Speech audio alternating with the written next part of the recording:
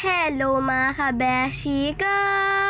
Welcome to my vlog! So for today's video ay dahil birthday ng inyong kabeshi, syempre naman, wag na ipaghanda yan. Uy, joke lang po. Abay, hindi ako papayag isang beses na nga lang sa isang taon ng birthday Abay, shoutout sa mga kapatid kong iyan. Abay, kaganda naman na nagbabalot ng Shanghai na are. Isa munang hi dyan. Ay, nasaan kaya si Longhair? Ay, yun pala, nakahiga, masakit daw ang kanyang ulo. Yung birthday ko nga po palang yan ay may pasok. Ay, nasa school po ako noon, malamang. Ay, nung nagluluto na po ng mga handa ko, ay nandiyan na po ako. Ay, nung isang araw pa nga po sinasabi ng aking kapatid na si Ate Carisha, nagagawa dyan daw po ako ng ganyan. Syempre po, pag gayon po mga bata may birthday, meron pong gayon na marshmallow at saka hotdog. Ay, mas nai-enjoy po namin katulad kong bata ang mga ganyan. Ay, kasaya ko naman po, yung nakita ko pong ginagawa nila iyon. Meron din po tayo dyang ice cream. At syempre po, ang pinaka the best, ang cake. Ay, kung hindi nyo nga po pala na itatanong, ako nga po pala 10 years old na. Uy, bata pa yarn. Ay, gustong gusto ko nga po pala rin cake na red. Kaganda po at kasarap po. Ay, lalo na po yung kapatid ko. Ay, favorite na favorite po yung chocolate sa gilid Ay, lalo na po yung maliliit na kulay pula na bilog. Abay, ginawa din naman po ako ng aking ate ng tar papel Ayos din ang kinuhang picture. Ay, syempre po, pagkatapos po niyan, ay kinabit na po. At aayusin na po natin ang mga handa sa lamesa. At iyan na, nagpakita na ang birthday girl. Ay, abangan naman anong pagkakaganda. Nakapulang dress pa Ay, aba, si Kabeshi, kita agad ang ngiti nahihiya pa siya Ay, pagpasensyahan nyo na nga po at napuwing po ako dyan. Uy,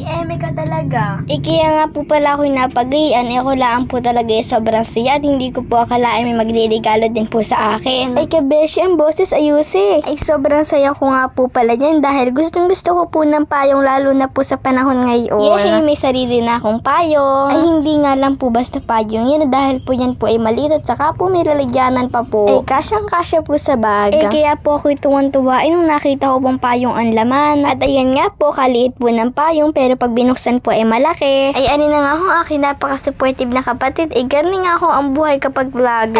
Ay, bago makakain ay lipas na. Ay, bago pa ho makapag-picture ng solo, isa-isa at lahat ho na aking mga kapatid. Ay, montage pa po ang mga handa. Pipicturean pa po isa-isa at lahatan. At thank you po kay Ate Isay sa regalo niya po sa aking panjamang Koromi. At syempre po kay Ate Rikang gift. Ay, favorite ko po talaga yung brownies na yan. Ay, super love na love ko po talaga ang letter. Super ko po talaga na-appreciate lalo na po pagsulat kamay. Ay, gayon din huga kayo. Ay, iyan na nga, bigyan ng montage yun. Ay, bilis-bilis na. Ay, talagang tomgo na ang mga ot.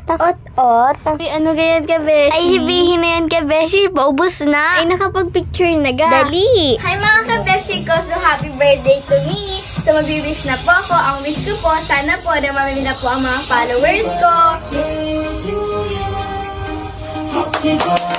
Sisindihin na ho, sindihin na ulit ang kandila at magti-tiktok pa. Ay, hindi na makakain Kabeshi. Ay, yan na nga, sabi nga ni Kabeshi diyan, nakakain din. Joke lang po. Ay, sobrang saya ko nga po pala diyan. Ay, kung maaari lang po, isuotin ko na po agad ng panjama at buksan ko na po ang payong At iyan nga po, ang pinakihintay ko sa lahat. Ay, niligaduhan po ako ng aking si Kuya Mark ng jacket. Nung una ko nga po pala nakita, ay kala ko po malaki po sa akin. Ay, sinuot ko po, sakto-sakto lang po. Ay, alam niyo ga po mga Kabeshi, gustong gusto ko po ng jacket. Wala po nagregalo sa akin at hindi po naka-order sa Shopee. Nung dumating po si Kuya Mark, sobrang saya ko po. Hindi lang po dahil sa jacket dahil pumunta rin po siya sa birthday ko. Kahit gabi na. Ay, kinabukasan nga po pala ay may pasok sa school. Ay, si Kabeshi, busog na busog. Ay, iyon, ay talagang hawak na hawak ang ice cream sa gilid Ay, parang pagkatapos kumain ng spaghetti, isusubo agad ng ice cream At iyan nga po pala ang aking Mother Earth. Ang napakasarap magluto ng pansit. The best. Thank you po sa nagluto at naghanda ng aking mga handa. Sana gets nyo, uy. Ay, syempre, kakainin ko na ang aking cake kahit busog na. Ay, syempre, iba naman kung kainin pagka hindi na birthday. Babay na mga Kabeshi ko. Abangan nyo na lang po ang susunod kong vlog. See ya!